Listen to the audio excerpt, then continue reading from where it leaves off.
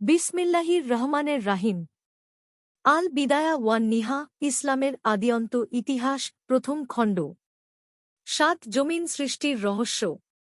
আল্লাহ তাআলা বলেন, অর্থ আল্লাহই সৃষ্টি করেছেন ৭ আকাশ এবং পৃথিবীও অনুরূপভাবে।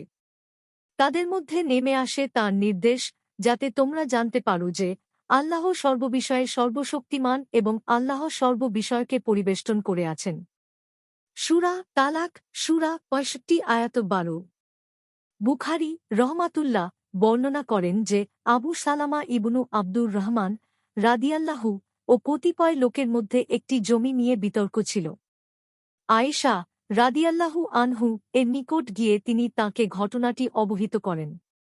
জবাবে আয়েশা রাদিয়াল্লাহু আনহু বলেন, হে আবু সালামা, জমিনের ব্যাপারে ঝগড়া করা হতে বিরত হও, কারণ রাসূল সাল্লাল্লাহু ওয়াসাল্লাম বলেছেন, অর্থ যে ব্যক্তি অন্যায়ভাবে এক বিঘত পরিমাণ জমি আত্মসাৎ করে, কিয়ামতের দিন তা ৭ তবক জমিন পর্যন্ত তার গলায় পেঁচিয়ে দেওয়া হবে। ইমাম বুখারী রহমাতুল্লাহ মাজালিম অধ্যায় ও হাদিসটি বর্ণনা করেছেন।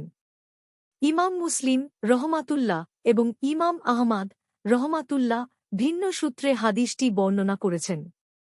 ইমাম বুখারী রহমাতুল্লাহ বর্ণনা করেন যে আবু সালিম বলেন, নবী করিম সাল্লাল্লাহু ওয়াসাল্লাম বলেছেন, অর্থ যে ব্যক্তি অন্যায়ভাবে সামান্য একটু জমি দখল করবে, কিয়ামতের দিন তা সহ ৭ তবক জমিনে ধসিয়ে দেওয়া হবে। ইমাম বুখারী রহমাতুল্লাহ মাজালিম অধ্যায় ও মুসা ইবনু উকবা সূত্রে হাদিসটি বর্ণনা করেছেন। এক্ষেত্রে ইমাম বুখারী রহমাতুল্লাহ আবু বক্কর রাদিয়াল্লাহু সূত্রে বর্ণিত হাদিসটি উল্লেখ করেছেন যে রাসূল সাল্লাল্লাহু ওয়াসাল্লাম বলেছেন, আসমান ও জমিনের মধ্যবর্তী দূরত্ব হল ৫০০ বছরের পথ। আল্লামা বদরুদ্দিন আইনি রহমাতুল্লাহ উমদাতুল কারী গ্রন্থে অনুরূপ বর্ণনা উল্লেখ করেছেন।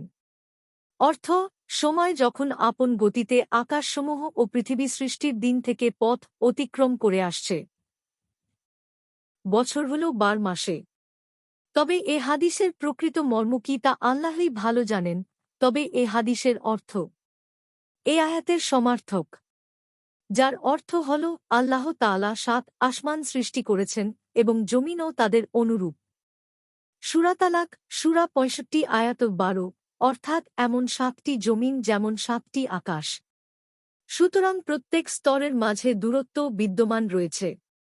এটা হল কালের দিক দিয়ে আল্লাহ তাআলার জ্ঞানের কথা বলা হয়েছে।